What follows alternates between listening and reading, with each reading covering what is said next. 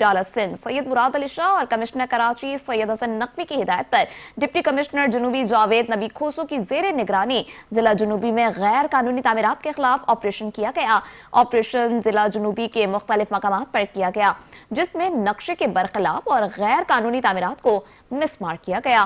اس موقع پر deputy commissioner جنوبی جاوید نبی کھوسو نے کہا کہ ہم عوامی جانوں سے کسی کو کھیلنے کی اجازت نہیں دیں گے۔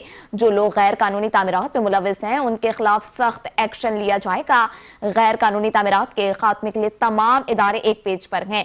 وزیر اعلیٰ سندھ کے واضح احکامات ہیں کہ غیر قانونی تعمیرات کو مسمار کیا جائے اور ملوث لوگوں کے خلاف مقدمہ درج کیا جائے۔ ڈپٹی کمشنر ضلع جنوبی جاوید نبی کھوسو نے عوام سے اپیل کی ہے کہ غیر قانونی عمارتوں میں کسی قسم کی خرید و فروخت نہ کریں۔ ایسے لوگوں کی نشاندہی کراچی انتظامیہ کو ضرور کریں جو اس غیر قانونی عمل میں ملوث ہیں۔ غیر قانونی تعمیرات کے خلاف زیرو ٹالرنس پالیسی اپنائی جائے گی۔